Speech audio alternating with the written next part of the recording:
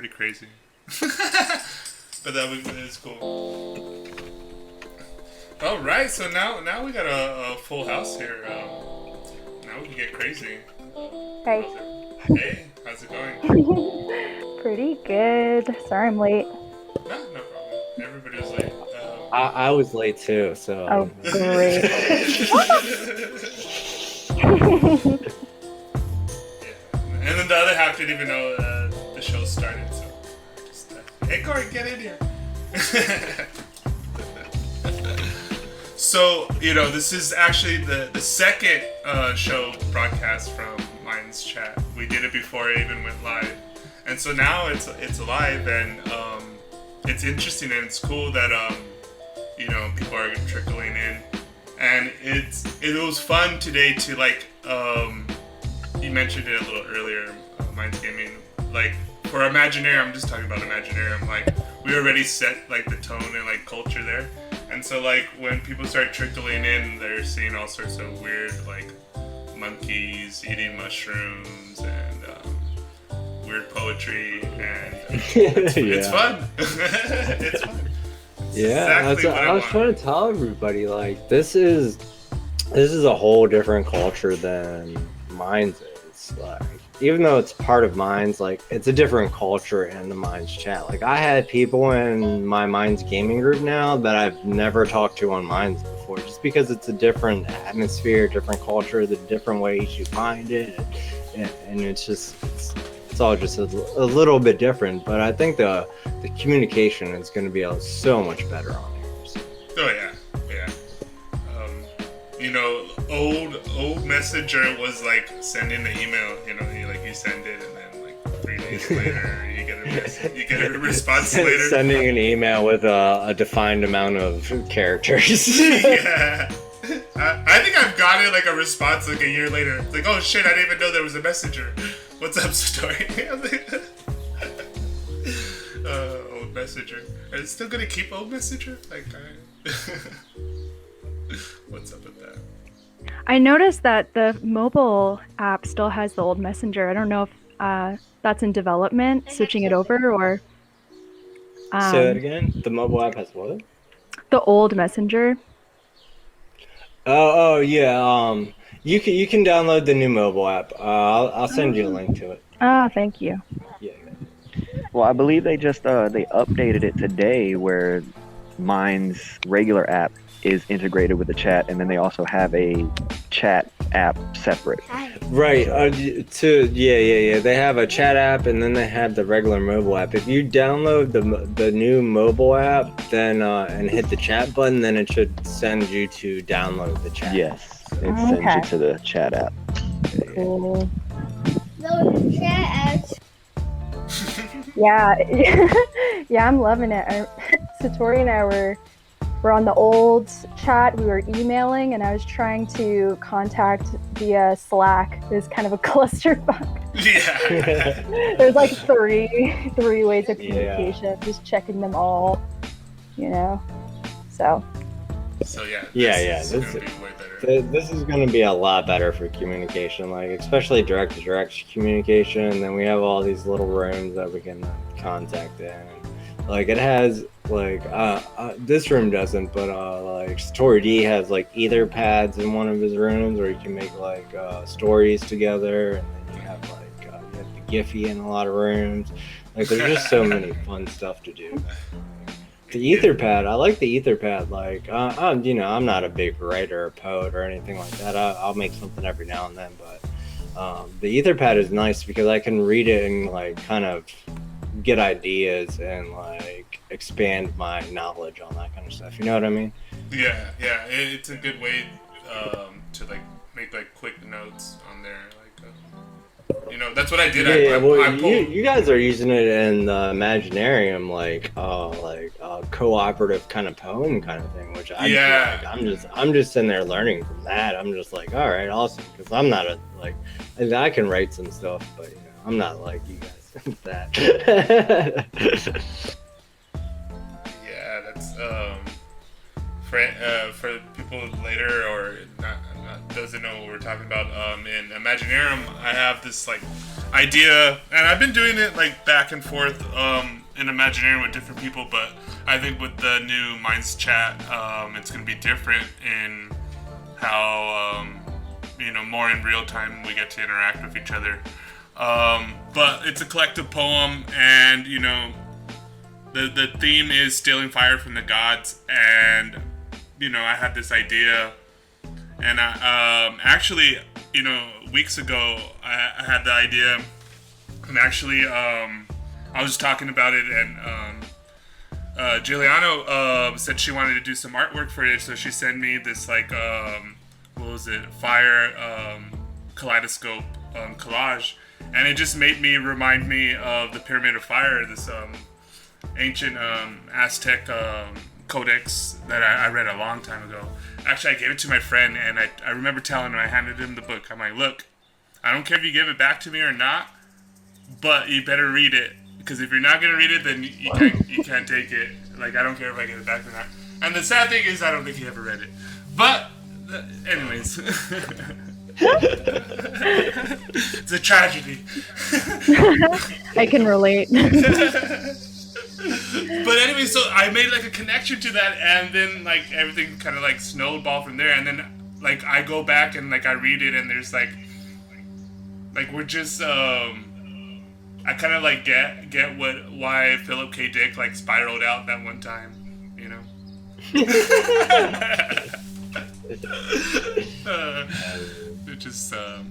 it's just been fun.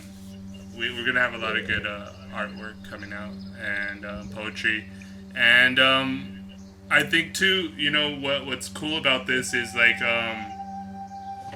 with the ether pad, at least for us, like people could dip in and out, and then like if you want to see like what's going on, you'll go dip into like the ether pad, and then you could like, for people like Khalik, I know Khalik every now and then he comes in like once a week or whatever, that he could go there and like, I know he wants to rework his poetry, but anyways, it actually started that way. Khalik sent me email and said, I'm having writer's block, I don't know what to do, and then so I put a mixtape in group, and I said, hey, this is while you're waiting for the muse, and I posted some of the lyrics from one of the songs. And then actually Michael was the one who started it off and wrote some poetry and kicked it off, and then so that was cool. I like how that developed. That's the fun part. You never know what's gonna happen. Like all that stuff, I just came up in the moment. Like So. Yeah. That's the way it is with this kind of stuff, man. Like just. Stacking ideas on top of ideas, like you can't down it because of the surges and the little issues that we're gonna have along the way. You gotta expect that we're gonna run into a few bumps here and there, pretty much. Is what I'm trying to say. You know what I mean? Yeah, that's where the fun's at. Yeah. And I saw a post or get a feature that they want to integrate into it, where you can post on Minds and then push it into one of these chat rooms. Oh, okay. Yeah. That would be cool.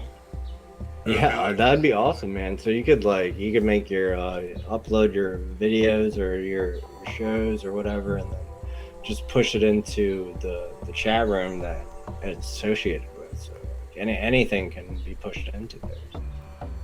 Does that make kind of the groups obsolete, or are the chats directly connected to the groups? Like the chats are the groups, you know what I'm saying?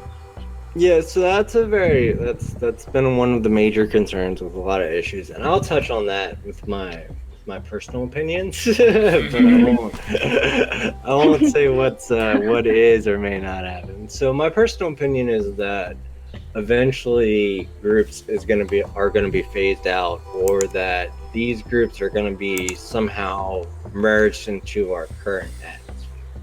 So eventually, I think what they're worried about right now for a total switchover is loss of content. So they don't want users losing all the content they made in the group, so they're not going to just push it out that way. So they're trying to figure out a way to contain that content and save it to merge it into these areas. So once they figure that out, I think the whole groups are going to be gone. But that's just my thoughts. Yeah. I think that'd be good, honestly. Yeah, me too. I think that's the best path. I mean, I think the main things that they're gonna have to work on is getting it so images can have text associated with them, and then just saving or merging the content into the groups. So after that, it's all game on.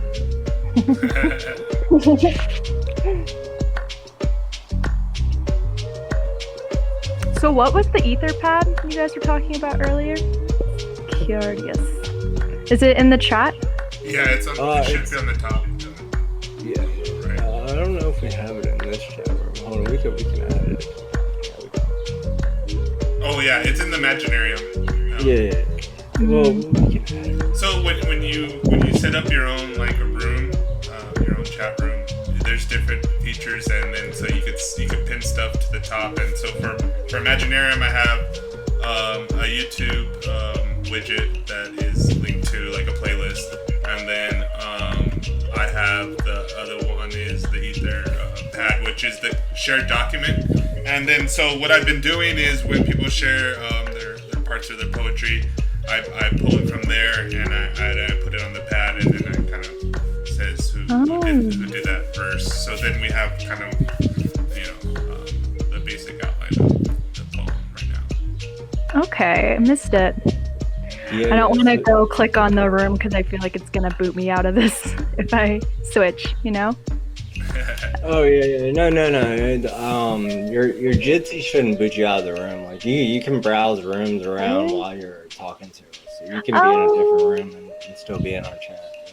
Yeah. I see that now. Yeah. And so that was like one of the first things I was like, oh, that's cool. Yeah, that's very cool. Yeah. Oh, Juliana, you got kicked out. Your fear came true. Yeah, she probably went and tested and then was like, you guys are fucking lying.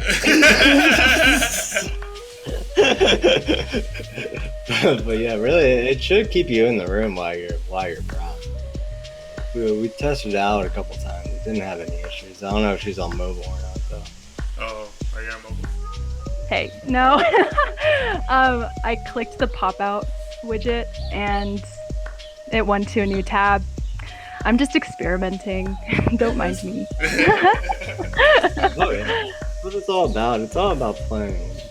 Yeah. Well, that's the funny thing. I've been thinking about this, and when I was little, one of the stories I liked was Curious George, and I like Curious George because he was just always playing around and learning about things. The monkey. The monkey. He's popping his head out right now. Oh, okay, so I think this is a good time to bring out like future things which will definitely kill groups, and also to in a way to integrate it. Maybe how you do that is you pop your content from the group into the new chat rooms or whatever. But rewards pools for this, or some reward system.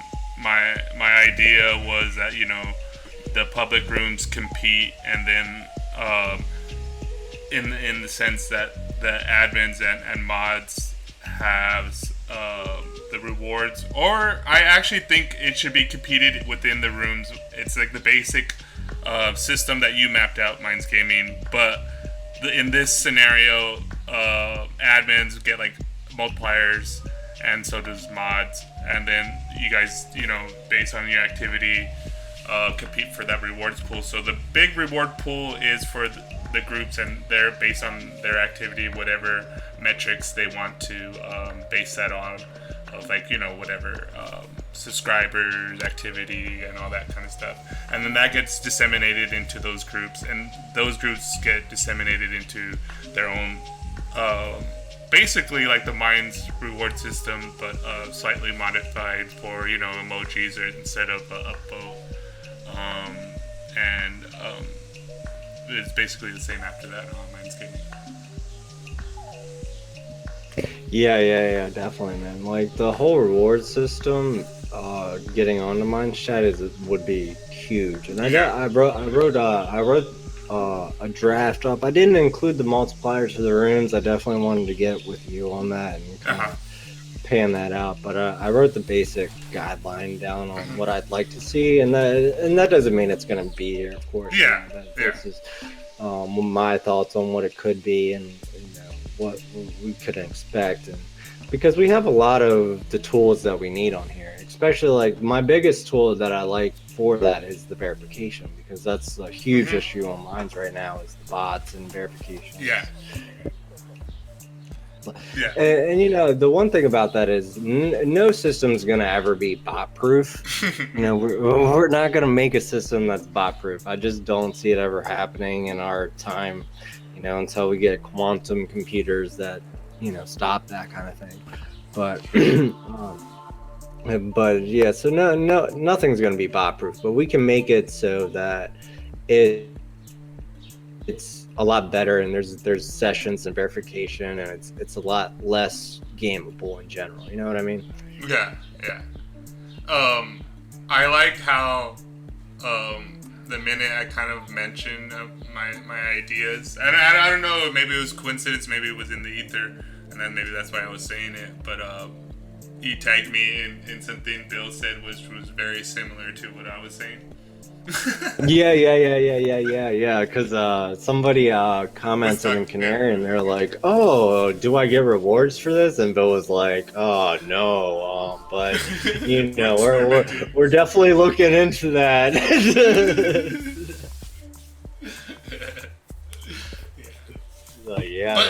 You know, because already there's a lot of activity here, and you know, on the mind side of it is, okay, what do you want to like incentivize? Like, what do you want? Like, what are we're trying to do? And like what I said in group was that this is like to help incentivize and reward people for growing and maintaining communities. You know, that's what we're talking about essentially.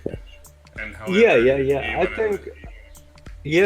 think that this is, like, as I said earlier, like, this culture is completely different. Like, I think the whole Minds Plus culture, I don't want to bash anything. I do love Minds, but the whole Minds Plus culture is just crap right now, because it's a lot of gaming, manipulating of the Minds Plus feed. It's not real. It's not real content, and most of it. I'm not saying none of it's not real content. I don't want to bash people that make real content on Minds Plus, because I do too, and I know it's a pain in the ass to make real content and then put it out there and get spammed on that feed with bullshit. But like, a lot of it is not real content, and it's not a real culture on that Minds Plus feed. A lot of it is gaming that Plus feed for tokens, and this is a whole different atmosphere. Like, this is all about culture, and if we can bring in that some of the reward system, even a little bit of that reward system into this culture, where there's not going to be a competition for it. Yeah. And I think too, you know, and I think the way we're thinking about it, and even what I hear from the devs, trying to like learn the lessons of Minds Plus, right? Yeah.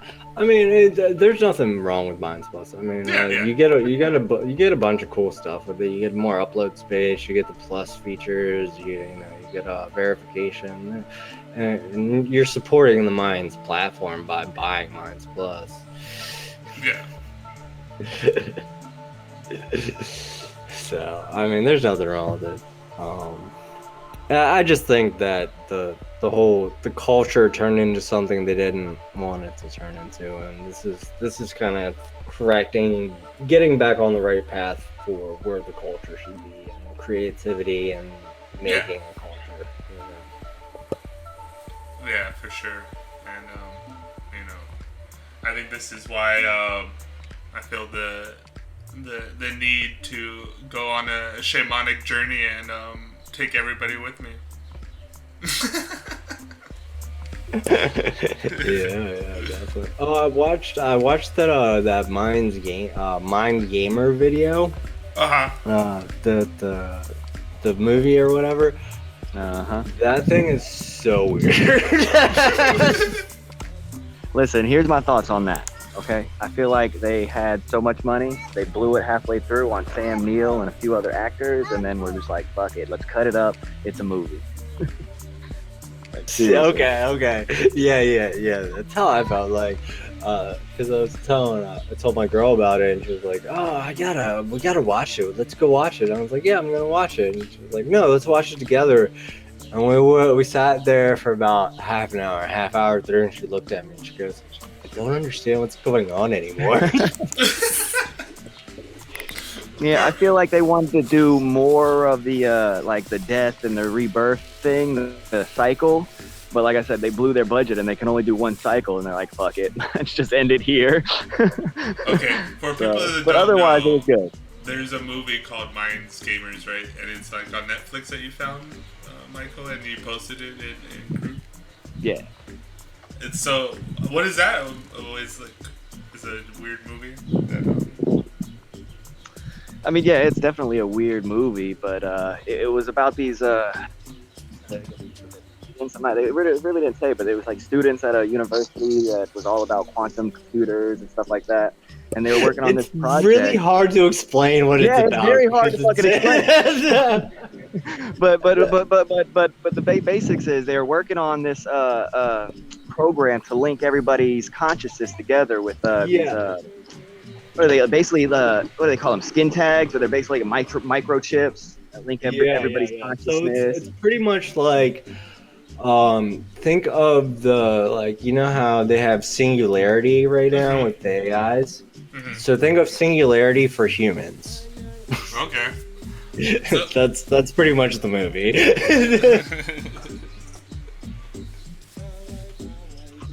Yeah, but all in all, it was a decent film. Yeah, no, it wasn't bad. It was just really, like, it bounced around a lot and was a little confusing at parts. And, like, I had to go back a couple of times to keep track of where the storyline was. But other than that, it was actually pretty interesting. Yeah. Eclipsingbinary, glad you made it. How's it going? We should actually try to get more people in the room to see if we can crash the Jitsi. Let's see if we can crash the Jitsi. Did you guys happen to watch the other movie I mentioned? No, I've been Synchronicity or what was it? Synchronic. I've been waiting. I think I'm gonna watch it tomorrow. Yeah, that one was a bit better, like continuity wise. But yeah, it's about the DMT synthetic drug that this guy makes, and yeah, it's pretty. No, I didn't get a chance to watch that one. That's next on my list. definitely watch that one too. It's a head trip. Yeah. I was watching a documentary on weed the other day, the drug war, and like how it's all failed and how terrible it's been. They're going so far, like, according to the documentary, like, when I was little, I don't know how old it is, I think it's from like 2 years ago or something, but anyways, they've released over 6,000 people from jail for for possession. Non-violent, like, weed offense. Yeah, like, that's how bad it was, like, and that's not even like the 50 states, it's only like 15 of them. So, it's gonna be interesting. Like, I want to know, like, when it's fully legal across the country, I want to know the total number of people that were in jail for it. Dude, well, you know, on the flip side of it, I was like talking about this. I read this article, and you know, here in California, they are decriminalizing natural psychedelics. I think it's like in Oakland, a few places around here they've already done it. But in Oakland, they had the first psilocybin cup because it's like decriminalized, so they were like seeing who grew the best mushrooms in Oakland, just like out in the open, you know, like at a convention. So that's cool. We're testing them. I guess people like experts.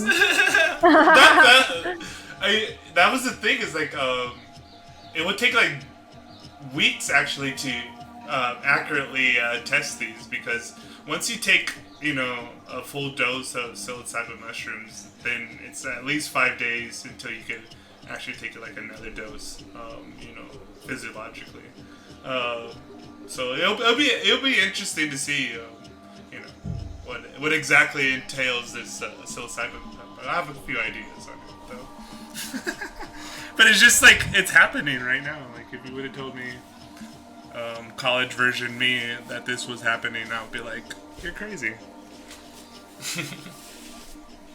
Oh, did you see the issues with creating rooms? No, what happened? Well, I don't know if it's still going on. I haven't tested it in a minute, but it seems today that no one can create a room because everybody's creating rooms at the same time.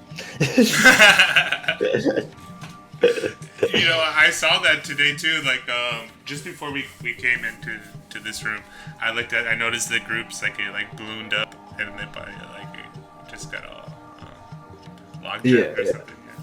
Yeah. See, this is why you set up your groups before it goes live. Yeah. I try to tell. I was gonna say, one canary and make your group now. Yeah, all the OGs have their groups, so they're all happy. They don't care. Word. I'm gonna say, we set up rooms way before the issues. Oh yeah. Alright, well actually, when we set up the groups, that was the issues. Yeah. I swear, I don't know if it's true, but it's pretty, I think it's true. So I was just seeing what I could put in the group, and I said, okay, let me see the bots, and I put the Jiffy bot, and then we were just like, you know, messing around with it, and like kept on doing it, and then it was like an hour or two, like it was offline, like Mindscaping kept on like taking it off and then putting it back on. 100% broke that bot. We're like Jiffy, we killed you, Jiffy. Wait, we can create our own bot? It was responding like 10 minutes later or something. Yeah. Yeah, huge delay. Yeah, we like flooded it, and it was like offline for like 2 hours, and then it came back, and then like... Yeah. But yeah, the Giphy bot, it's pretty fun. Yeah. I'm still trying to figure that out a little because I made some GIFs in the Giphy site. We have to do like a campaign. We have to get people to go and like interact with the GIF on the Jiffy side, and so like it goes up, I guess, on the search queue or something. But like, you know, some of them there is no other like name for it. Like, you know, when you search it on their site, like it comes up. It's just like something with the search bot. Like it's a little different. Yeah. The whole like, and it seems pretty random. Like there's some keywords that seem. You know, sometimes I really hate how random it is, but sometimes it's random and it's like perfect. You know? Yeah. That's like the beauty of this bot. Is it random or is it a Gatorade sponsorship? Dude, I gotta get sponsored by Gatorade. Like, definitely. That's the greatest one right there. Put in SatoriD, you get Gatorade. Yeah. What is up with that? Do you drink a lot of Gatorade, SatoriD? I think he worked for them for a while, making gifts, man. Yeah. That's my day He job. was slowly sprinkling his ideas throughout the ether. And I was thinking, like, it would make a lot more sense if it was like the orange juice drink, you know, the Sunny D. That makes more sense if it was Sunny D. Yeah, that's a weird one. Hey, yeah, apparently you're very thirst quenching. Wow. Yeah, good times. Oh, Corey, TJ, so in your groups you could add. What other bots are there?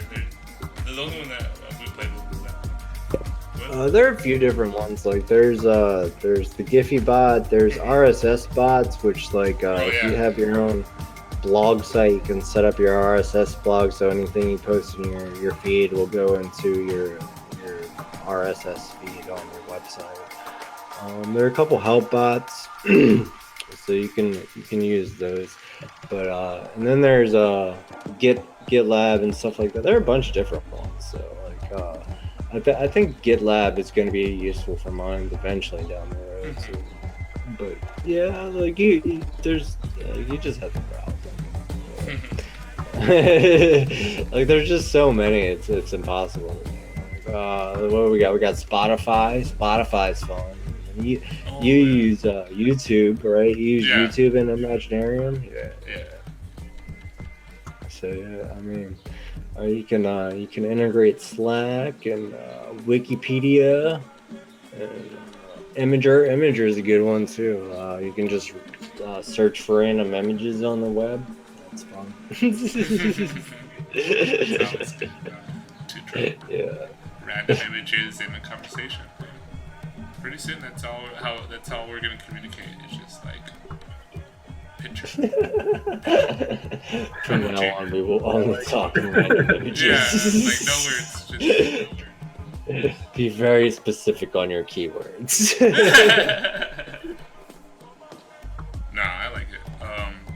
I mean, it kind of reminds, like with anything, like it's how you use it. But like for instance, Imaginarium today was fun, and I think we could keep that going in Imaginarium. And well, you know, for everybody here kind of already knows, but for everybody else that doesn't know, for Imaginarium we want to do. That's why we're doing that collective poem, a blog, and it's called Filthy Casual's Guide to Imaginarium, and it's basically what's going on in the creative underground of minds. And now, you know, I'm glad we waited because like the whole landscape has shifted, and now, you know, everybody's in the underground right now. You know.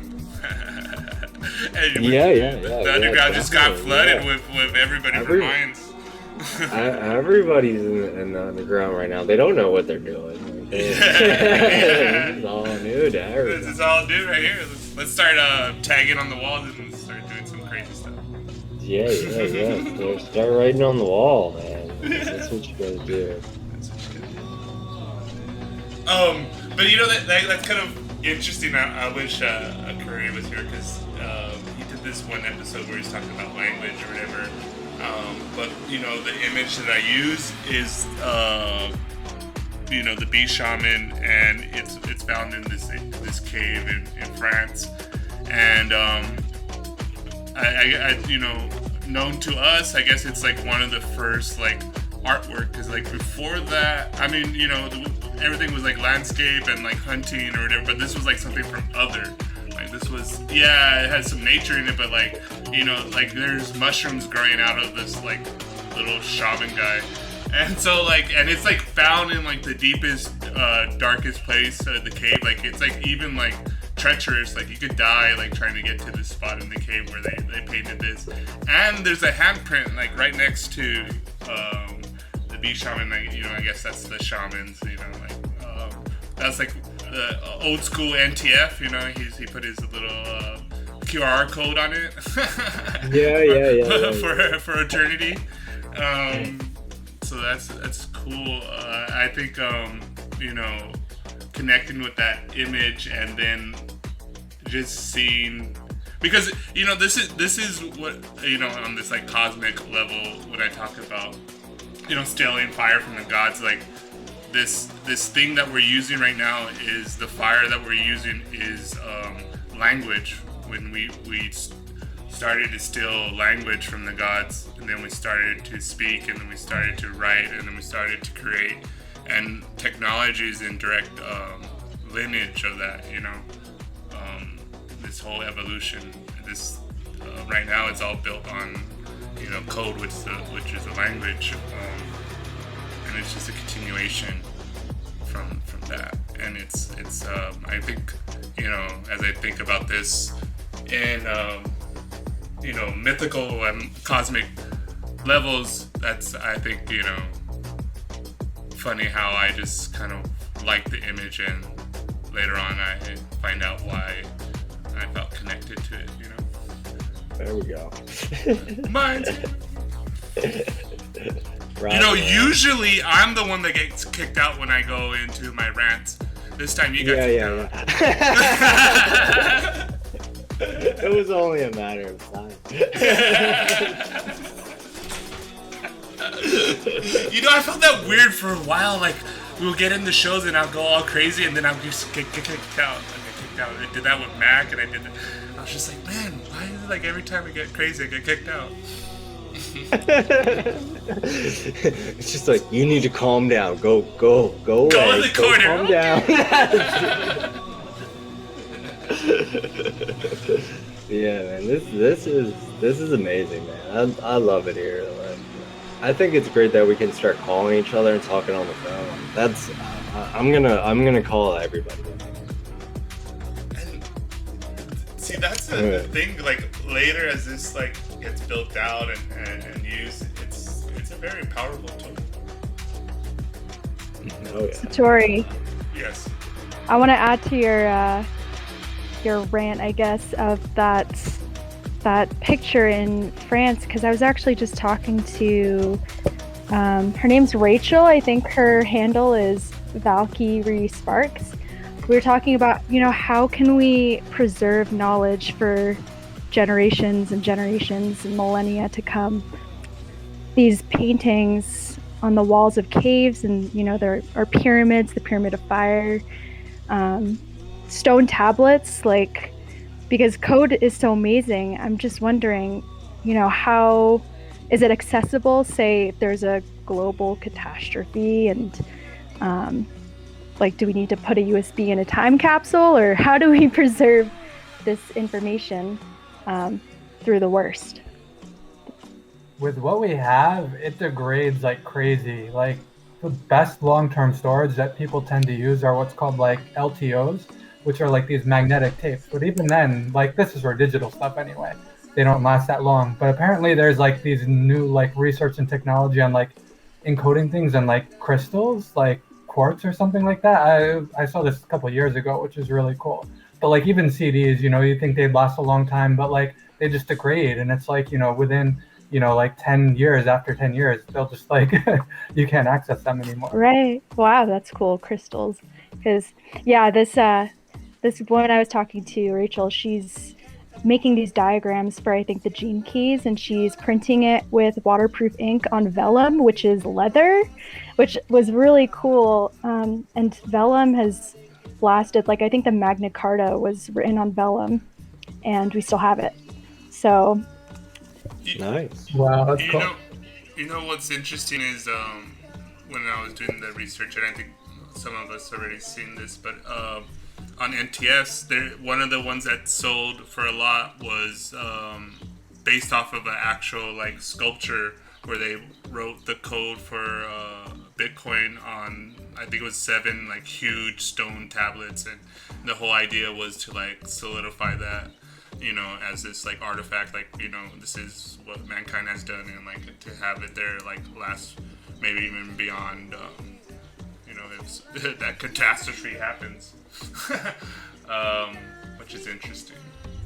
But going back to this thing about making things last and memory and things decay and degrade. You know, that's the interesting thing about what I was posting in group today with Imaginarium, and it's the metaphysics and poetry of the Pyramid of Fire. And what it's talking about is like these the codex was a mnemonic device, a way for them to remember the stories. And you know, before we wrote, the poets, the shamans, they had memory palaces. They stored vast you know, stories and memories within their mind, and they were able to like recall it and say it, and then have to like pass it to other people, and this was like a whole tradition.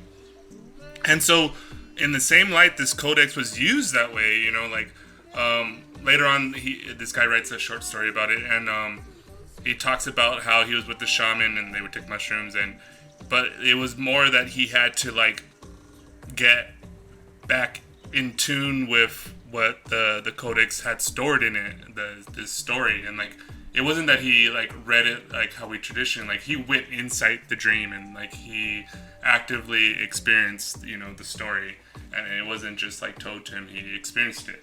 And so, you know, in the same way, I think, you know, memory and everything actually works way different than we normally think of it, and that we are just like remembering things that we like forgot. You know, that's what I was like playing around with, like going so far into the future that we circle around back to the past. That this knowledge that we are playing with and knowledge that we're retrieving, we're just like mimicking, you know, nature. You know, we think we're doing something different with the technology, but we're stubborn and we're dumb little chimps, but we're still mimicking nature, you know. I mean, I think that, you know, everything is pretty much information to me. Mm-hmm. Like, you know, I have my own little simulation group that I'm in by myself, but I was like, yeah, is that a Minds I mean, chat room? yeah, it's a chat room. It's called Simulation Theory. I'm in it all by myself if you want to join. But yeah, I mean that's kind of my philosophy on everything. Is you know, everything's information, everything's code, and you know, it's all about how you manipulate it and how you use it. It's you know, there's not different types of code. There's only good code and bad code. Everything boils down to a code eventually. You know what I mean? Speaking of code, and I was going to add to that. Speaking of code and going along the same lines, the genetic code could be used to store a lot of information. Yeah, you're fading out a little. I heard genetic code, and I know I'm all up on genetic code. Well, what's the question? I said genetic code could possibly be used to store a lot of information in the future. Any thoughts on that? Oh yeah. So yeah, they actually have, like, they're actually playing with DNA for storage capabilities. I don't know if you've actually looked into that or not, but right now they're saying that you know, a microscopic piece of our cell DNA, like our DNA structure, can hold more than any chipset could. So like a cell of our DNA that's encoded correctly can hold like up to like 10 terabytes of information, and it's microscopic size. So Yeah, it's insane, the storage capacity of DNA. You know, I read this book once. It's called The Cosmic Serpent. Anyways, in The Cosmic Serpent, this guy, I think it was like in the 70s, he goes down and takes ayahuasca, and for whatever reason he kept on like the vision of the serpent, and like just like started to like plague him. And then he started making these connections about like, and he was going into this artwork, and he just started to see the same like structure. The cosmic serpent was the structure of DNA, and it was like he went through like, you know, like through like the whole like tradition, like even ancient ones, and they're drawing the same stuff, and they're talking about the same thing, and they depicted it the same way. And then so like later on, he he kind of digs into the science of like DNA and this and that, and then he's like, you know, what if like all of that stuff that like the whole entire ayahuasca world and everything, you know, is already like stored within us, and then we just like that's the like the cheat code to access, you know, that realm of information. But it's, you know, like stored within our DNA, and like that's like the symbolism of why you see like the cosmic serpent and like the lesson that it's telling you and all this kind of stuff. Yeah, I've always found that interesting because, like, I don't know, like, I've just been into that kind of stuff for so long. Like, the one thing that I find interesting is trees. I don't know if you know anything about trees, but they communicate with each other through their roots, and so they actually pass information between each other throughout the world. So, like, there's a cosmic underground of communication through these tree roots. And well, we don't understand what they're saying. We can't decode it, but we just know that they're sending something from one place to another. And so if there's any way we could tap into this information that trees know, like if we could somehow decode whatever information they're sending through their roots to each other, how much information would we as humans be gaining? Would that be beneficial to us? Would that I don't think it would hurt us really, but I mean, how beneficial would that really be? Isn't that by way of mycelia? Am I correct? Yeah. Yep. Yeah. So the medium. Yeah. It's really interesting stuff, like because even the whole spark of the internet could be traced to psychedelics and maybe even mushrooms. These really people doing this work were heavy into psychedelics. But anyways, so it seems like, you know, this ancient internet is already there, already plugged in. You know, the first season of the new Star Trek, one of the things that it talks about is this spore, and it's like this you know, hyperspace they use it as like a hyperdrive, and they transport through the galaxy in an instant via the mycelial network. So that was a cool little thing that they had in there, if anybody ever seen that one.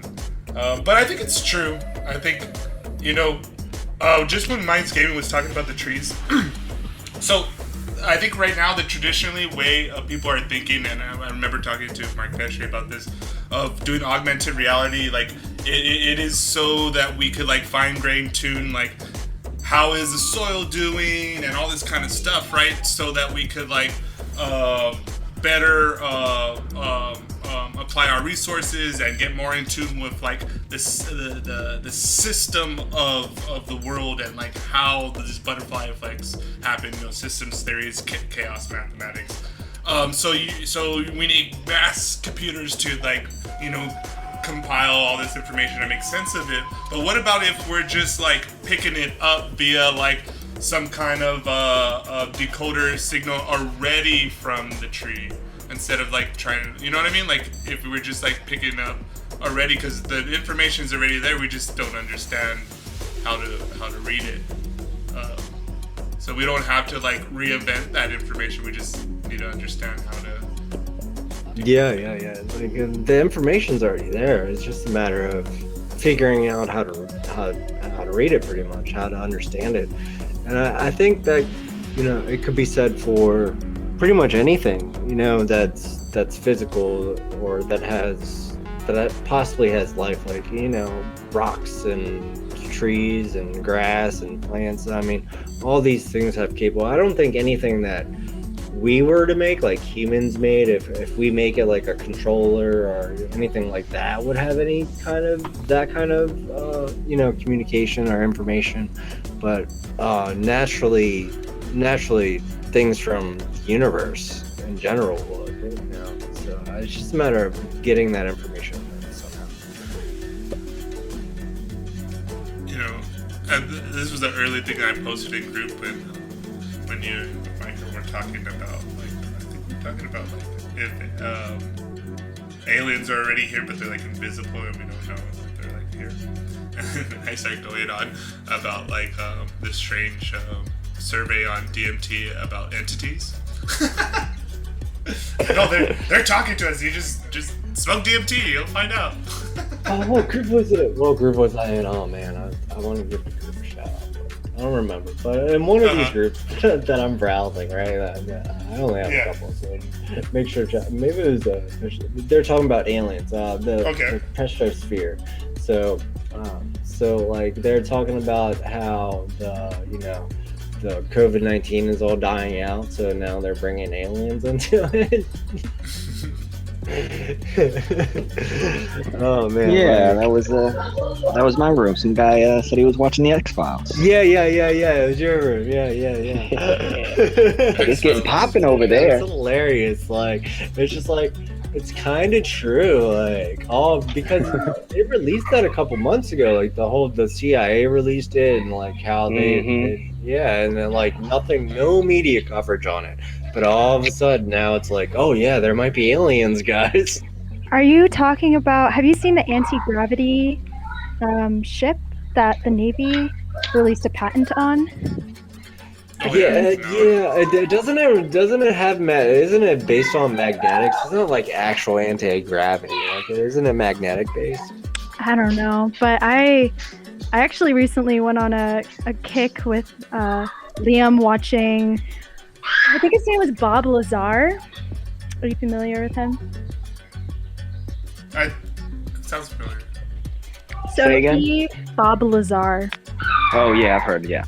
Yeah, apparently he worked at Area 51 S4, and he was in the propeller team where they were studying. It was an anti-gravity. I mean, this is his story. After hearing him talk, I believe him. Honestly, he's super intelligent, and people have come forward and basically verified his credibility.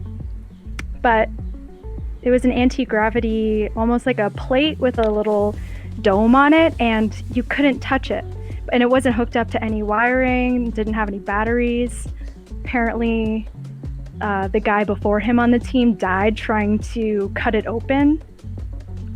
And just some crazy stuff, but... No, I haven't heard all that much into it. It's a rabbit hole. I heard about the anti-gravity technology, but I didn't hear about all that. Like, I didn't hear about the guy dying trying to get into it and all that. Oh my god. Apparently it's like a stable version of an isotope that we only have a radioactive version on Earth. Okay. But that's causing the anti-gravity, but I don't know. It's a whole can of worms. Talk about aliens, though. Hey, well, that reminds me of... I got a UFO story that...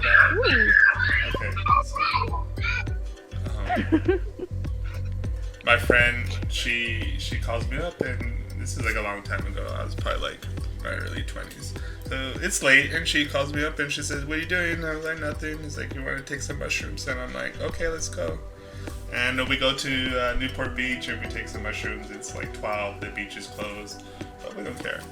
And I'm bumping Pink Floyd on the beach, and like the mushrooms are kicking in, and we're seeing colors, and Beach Patrol comes, and oh my god, it was so hard to try to function at all. And I'm trying to talk to them. I'm like, "Oh, I'm sorry, we didn't know the beach is closed." And then they're saying stuff, and I'm just like, I remember one time they said something about are you guys smoking or something like that, or are you guys high or something like that? And I kind of laugh, but my laugh is I wish I was just stoned, you know? And then I was like, Sheena, you need to turn down the music. And she doesn't say anything. She just looks at me, and she shakes her head, and has this deer in the headlights fear, no, I can't turn this music down. This is the only thing keeping me sane or something. And I'm like, okay, and then I said, "Hey, I'm sorry, we didn't know it was closed." And then I'm like, "We're gonna leave." And I go to Sheena, I'm like, "Just keep on walking, let's just go to the car and like chill there for a while. And then like, we go, and then like we have this great trip, and like we like our consciousness morphs into one is one of the best like shroom trips I've ever had in my life after that. Anyways, the morning comes, and like I wake up, you know, I kind of don't really go to sleep. We kind of just chill, and then like, you know, I get up and I stash a couple of stuff like when Beach Patrol like, you know, stopped us on the beach, and so I go back to go see if it's still there. And she's like, "What are you doing?"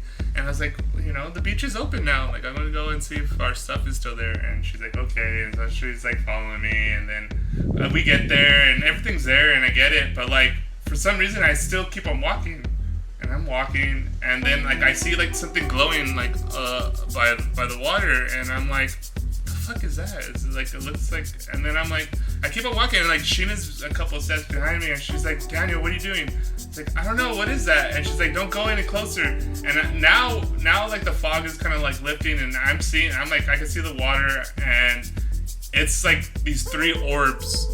And I don't know how big they are, but they're like floating. And I'm like, what the fuck is that? And I'm like, okay, I calculated in my head, like I do inventory. I took mushrooms at 11 o'clock, 7 o'clock. Technically, I should be off mushrooms right now. I'm like, I'm not tripping. I kind of wish I was tripping. That would explain everything I'm seeing right now. And I look at Sheena, I'm like, "Are you seeing what I'm seeing?" And she's like, "Yeah, Daniel, let's go back to the car." And I'm like, "But," and she's like pulling me now, like she's scared. And I'm like, "Okay, let's go." And like we left, and like afterwards we just like, what the fuck just happened? Like, well, I live near an airport. Well, not near, but like it's like they fly over. Good, you know, you can see them fly over to go to the airport. And so like every once in a while you'll see, like, because they have timed, you know, takeoffs and landings, and you get used to the schedule. Just randomly, like once a week there will be you know, planes taking off, and then you'll just see one just sitting there, and then like 3 helicopters hovering around it, and you're like, I know what the helicopters are, but what is the one just sitting there? Because you cannot identify that shit worth a damn. My girl's always like, "Oh, those are the aliens, just, you know, they're just watching us." Alright. It's routine census, you know, just collecting data. Yeah. Just seeing how our planes work. Don't worry about it. They're like, "Damn, this is so rudimentary." It's like people, yeah, right. They're just probably laughing at us. What do these helicopters think they're gonna do?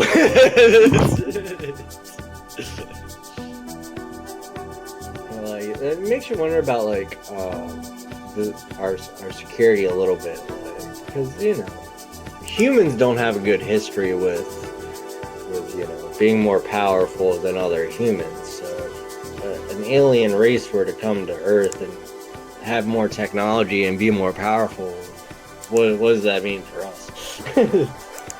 Right. We don't like each other. When we're more powerful than each other, we take advantage of each other. We can only imagine what another race would do, like, entirely.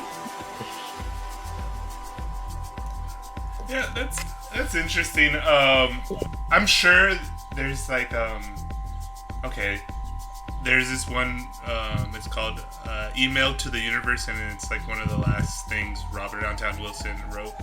And so like he spent his whole like life saying that he, you know, well, his main thing was he doesn't believe in anything, and he's, you know, agnostic, but agnostic about everything. And then so like in this final email to the universe, he says he's agnostic about being agnostic, and he doesn't believe in anything, but his deepest suspicion is that like the universe is run by not by like a single entity, you know, monotheism or something like that, but like a galactic cohort of entities. Because he says like there seems like there's factions of people controlling over stuff. Like there seems like sometimes there's people in charge, and then sometimes it just seems like totally random. you know.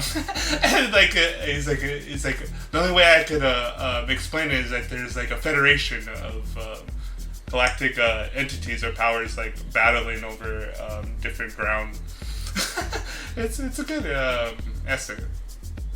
Yeah, no, I mean, it would kind of make sense, right? Like, if there was some galactic oversight that we weren't a part of, right? Yeah. It would make a lot of sense for, like, our current culture that we're like, our current world that we're living in now. Because we're kind of living, like, right now, we kind of live in a movie right now. Like, with all the political swings, with the masks, with the shutdowns, with the reopening. It's kind of like a movie. I mean, you can't say it's not. When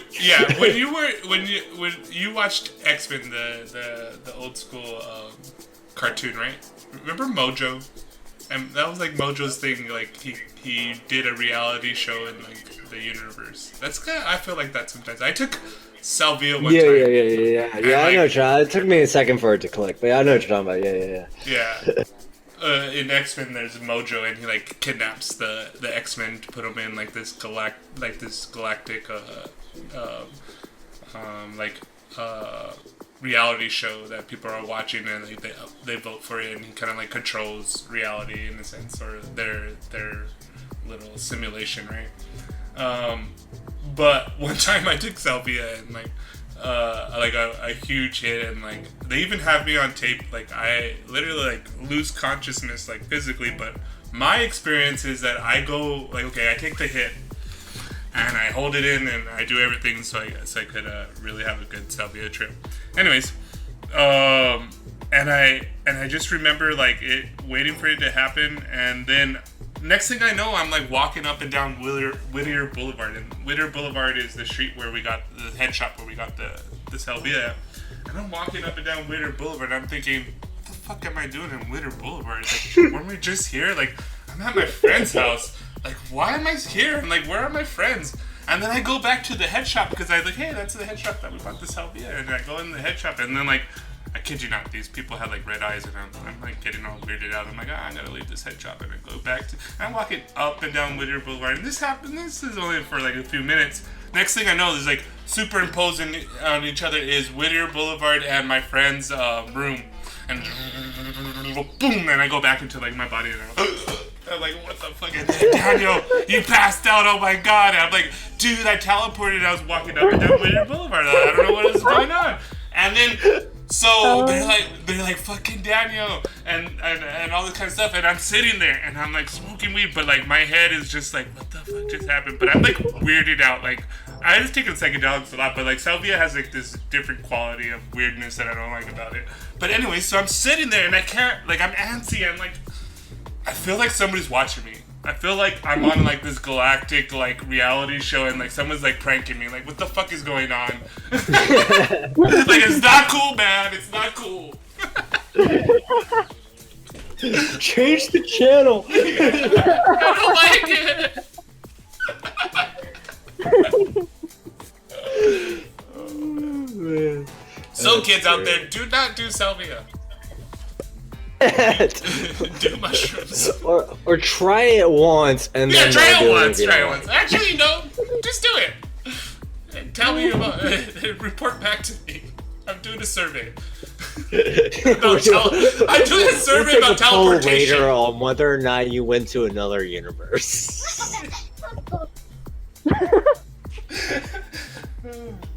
Yeah. Is that the first time you've had an out-of-body experience? And you ever heard out-of-body stories? Yeah, I do. Okay, I have a good one. So during this time, this is like, I'm around like 23. I call it like this, like my psychedelic summer, and you know, I'm reading a lot of books and having all these different experiences. So I get this one book by Jack Kerouac, and it's called The Sum of Dharma, and it's basically like his journal about like Eastern philosophy, his meditation, his own like practice, his own struggles with his own mind. It's really cool. And so I'm reading, like I get like halfway through this book, and I'm thinking, you know what? Fuck it. I'm gonna go like meditate and fast, and I'm gonna have the Buddha experience. Like nothing, like no psychedelics, nothing. I'm just gonna sit there and wait and see what happens. And so I do it, right? You know, the first day I go and I'm fasting, and you know, I meditate, but it's real hard, and like my mind's wandering. I write, I do a couple like artwork, and just to try to like clear my mind again. I go sit and meditate. It's not that great of a day, but you know, the next day it gets better. You know, nothing happens. I'm still fasting. Third day, I'm pretty fatigued by this time. I'm meditating and waiting underneath the tree, and I'm thinking, you know what? I'm really tired. I'm like gonna like lay down. Like there's just like this weird automatic thing that I did, and like I sit down and I kind of like lay down in my backyard, and I kind of just like go like. You ever seen Train Spotting when it's like today is a perfect day and he sinks into like the ground? Like that's kind of how I felt. But then like so I kind of like sink in, but then I start to like my perception is like awareness, and like next thing I know I see myself in third person. Next thing I know I see myself. Like it's like keep on scaling up, and then like I see my neighborhood, then I see like the state, then I see like the country, then I see like the world. The next thing I know, like I'm in outer space, and it's like a traditional outer body experience, and then I go into like the white light, and the next thing I know, like just before I get to the light, I have like this familiar sense of like something like stopping me, and later on I form it into words. It felt like my uncle that like died when I was little. Anyways. And he was like, "What are you doing here?" This and that. I was like, "Oh, I want to see what the light is." Like, this wasn't like real dialogue. This is like dialogue that I make later in my head, but it felt like that, you know, felt the experience of it. Anyways, so, and then all of a sudden I start to think like, "Oh shit! Like, where am I? Like, if I go to that light, like I'm gonna be dead, and then like I'll never see."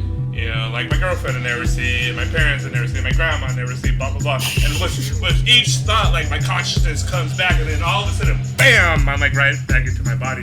But the interesting thing about this experience was that my whole body felt like you know when your leg falls asleep, like my whole body had that sensation.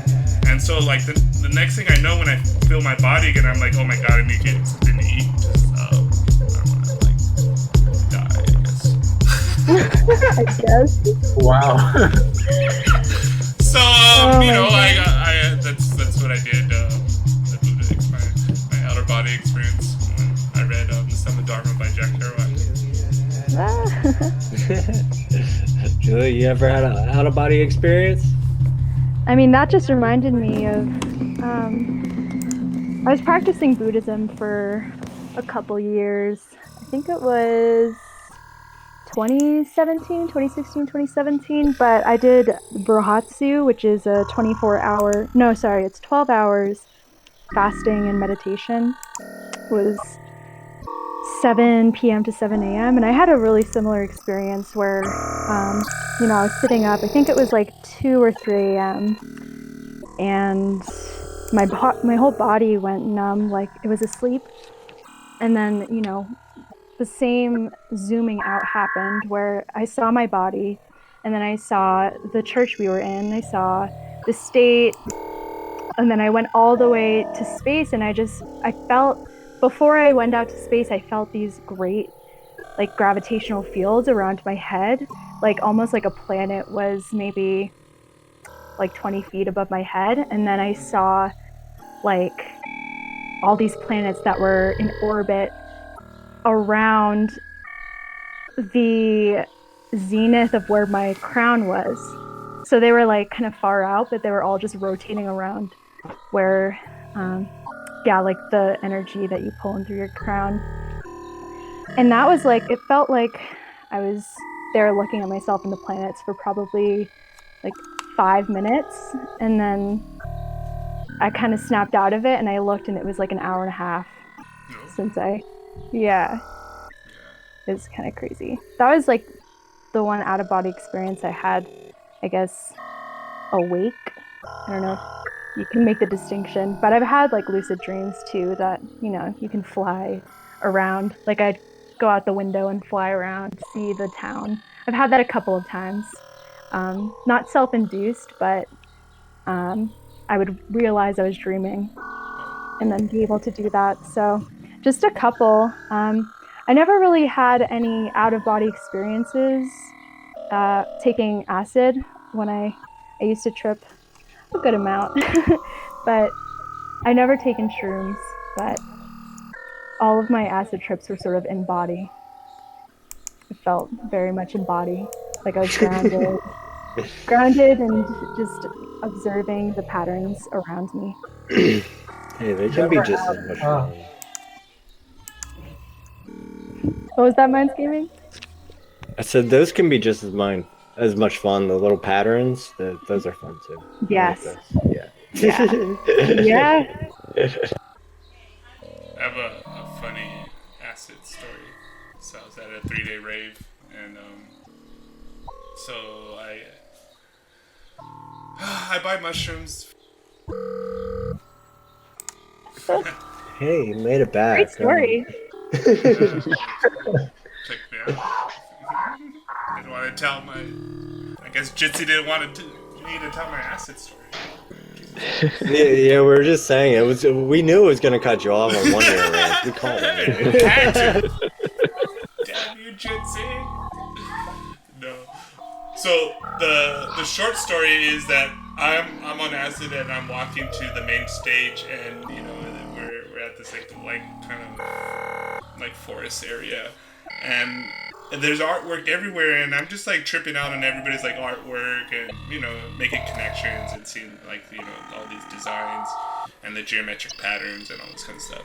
And then I noticed I'm like, damn, who made that chandelier, and like how do they suspend it in the space like that? So I'm walking up to the main stage, and the whole time I'm like trying to figure out the mechanics of like who did this art piece, and like how do they like display it like that, because it seems like really cool. About like halfway through, I realized it's the fucking moon. The moon looked like the chandelier, and I'm like, oh shit, I took a lot of acid.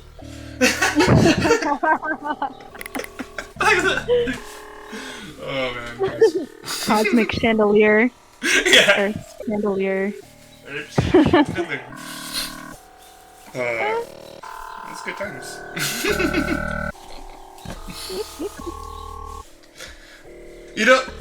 Well, for me personally, and actually that time at that rave, I was talking to this guy. He was the guy that sold me the acid and the shrooms. But I found it curious that he said he didn't like shrooms, and so like later on we talked later. It's like a 3 days. So on one of the days we were talking, and I was just kind of like curious why he said he didn't like mushrooms, and he says it feels weird and all this kind of stuff.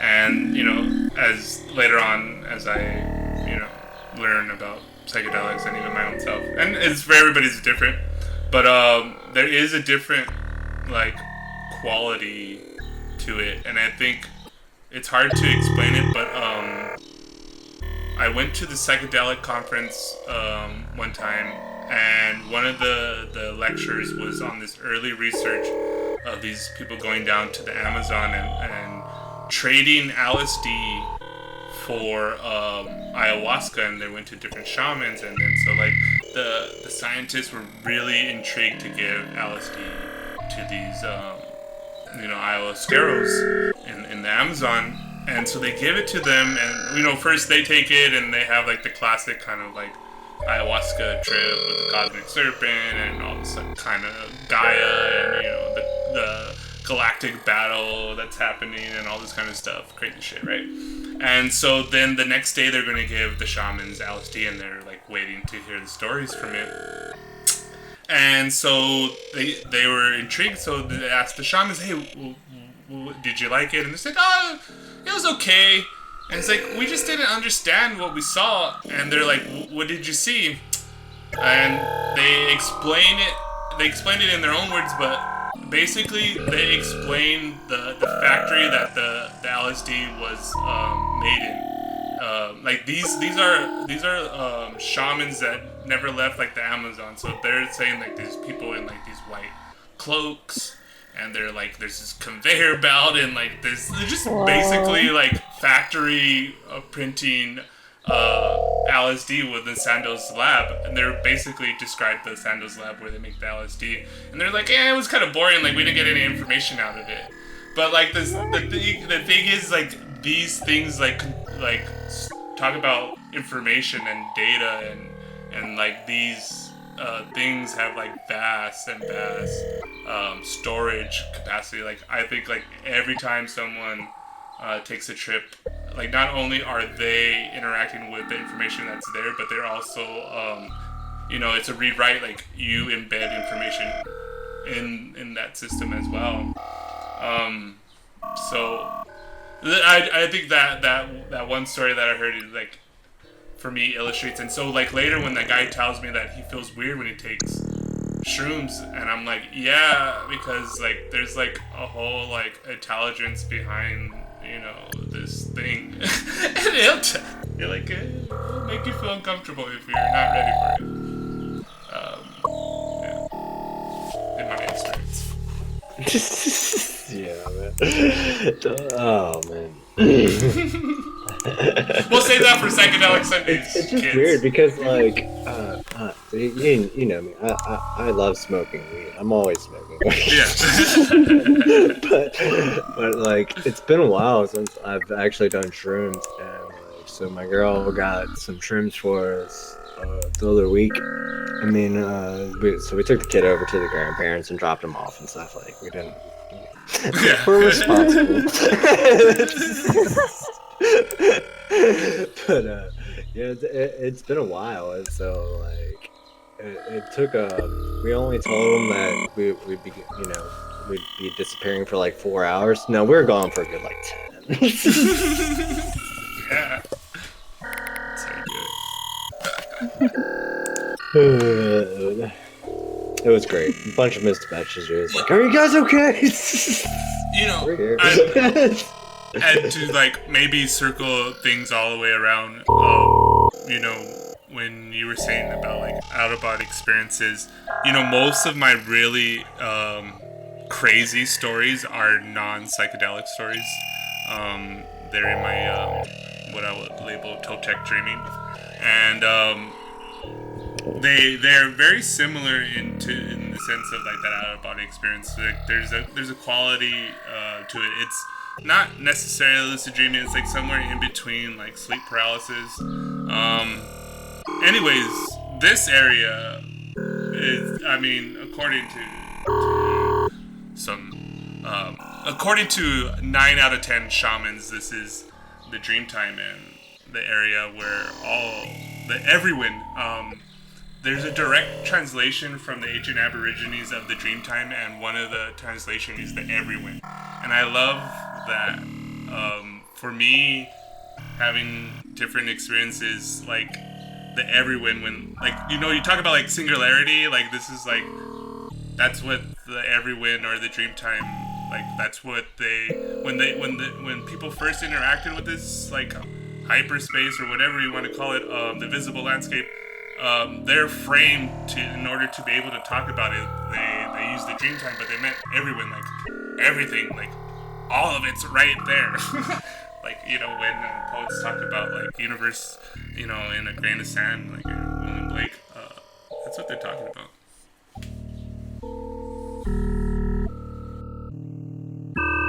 And I didn't get kicked out. No, you're here. Everybody was just processing. Oh, dude. Yeah, we gotta like. I definitely want to start that movie night soon. Yeah, I think that'd be fun. Go start off with Tron. Dude, I don't know what's up with Meg. I've been telling her to get on Mind's chat, and I don't know. She's been just doing her own thing, I guess. It happens, man. Yeah, we all she's go funny. dark every once in a while. Oh, yeah, we have, But yeah. Well, she's the one that kept on bringing up Tron. But that was another interesting thing, and this is when we're talking about ancient things and the future and everything like that. But in those stuff that I was posting, there was this I think this like king of the Aztecs, and he writes this poem, and he basically says that poetry is the way in which to tell truths to humanity when we're in the situation where everything is such like a dream. And so, you know, even Plato, you know, the cave. And so we're always been like having this weird suspicion, like, you know, and that's the difference between, at least for me, how I frame it in my mind is like perception, you know, your perception, and then like what actually is like happening, you know, at a deep reality. And I think on good psychedelics or meditation or even the dreaming, it's not something other, but we're going to a deep, more eternal source of what's happening, like deep reality, and not something other. Yeah, man. Because that's why it connects to like other things, like, you know, why did we discover, you know, the structure of DNA? Francis Crick did it on that LSD trip. You know, there's all sorts of different like actual things that like come from this realm, and even like Descartes talks about an angel comes to him in a dream telling him Well, my whole thing was like to rule the world is mathematics. Like, that's kind of interesting. Yeah. I mean, and it is. I mean, mathematics definitely.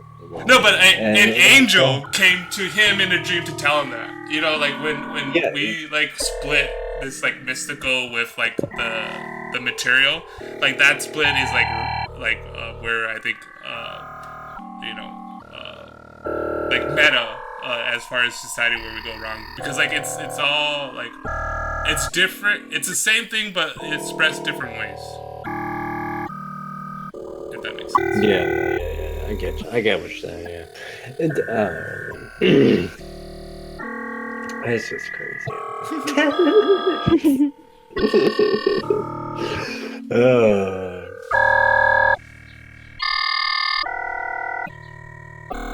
But speaking of which, one idea, and I actually wrote an early poem about this, and I think it maybe connects to other people having similar ideas of writing, like you know, kid story. You were talking about you writing a kid story, and Curry's talked about kid story. But my idea, I wrote this poem. It's called "The Dream Time," and basically it's like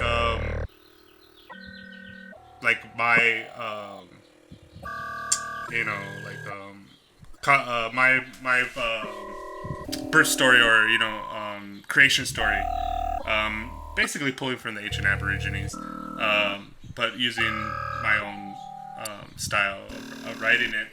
And in it, it's like we created this early version of this world, and actually Meg and Misty Nomer had this idea of writing this other story, and it was called The Time Twins. And basically, it's like this idea of those worlds, right?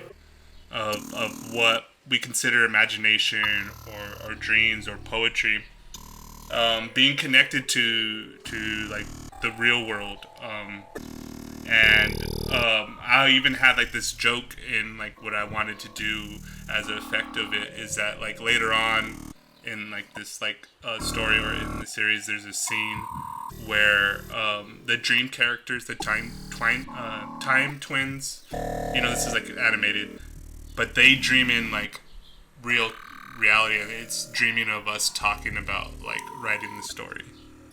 And so like, you know, our dream characters dream of us as we dream of them. Yeah. So you're saying like when I'm dreaming, the person's body that I am in is dreaming of being me? Okay, so well, like when we dream up these characters, so like, you know, in order to like really give life to these characters, you know, like we're gonna be dreaming, like, you know, like when I said that I played Mario 64 so much when I was little that I dreamt I was Mario and being controlled by a controller, like living these characters that much that when we dream, we're gonna dream of those characters like in their own like life, but at the same time in expressing that when those dream characters, like once they give life, like they're in their own simulation, so when they go to sleep they dream of us. So androids don't dream of electric sheep, they dream of us. Okay, so when they dream of us, right? When they're dreaming of us, do they have any control though? Like, because you got to think about that. Because like, when you dream, you have some control over what That's you're true. doing. So, like, So what if they're about it? Like, dreaming those about times when you do something and you're like, what the fuck? Why did I do that? Maybe it's those fucking. Yeah, like I'm just thinking about the times that like I go into a room that I have no idea why I went in there. Like, why'd I do it? Like, why'd I go in there? What'd I go in there for? Like, yeah, it's an interesting concept. Like I've always just thought that I'm just just absent-minded, but it could be something completely different. They're trying to tell you something. Gremlins in the machine, you know? Yeah. It's a bug, man. It's a bug. Oh my god.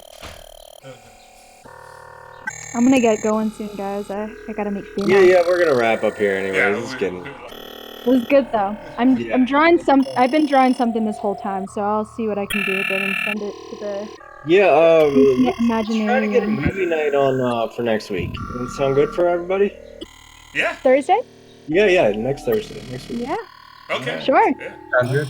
Yeah, let's do that, guys. All right, man. We'll wrap up. It was a pleasure having you guys here. Who we got? We got Corey. We got Julia Design. We got Pestos. We got eclipsingbinary. And it was great, guys. And Yes. Until next time. Yeah, next time, week. let's Movie try night. to- Movie night next week, guys. night. Make sure to turn in and Let's- watch the movie with us. let's crash our room. Like, let's get everything. Yeah, we're gonna Yeah. Make a post for it. I'll remind it. Yeah. Okay, cool. We'll have to get it figured out, but we're gonna have movie night next week. All right. All right. Later, Good night, guys. guys.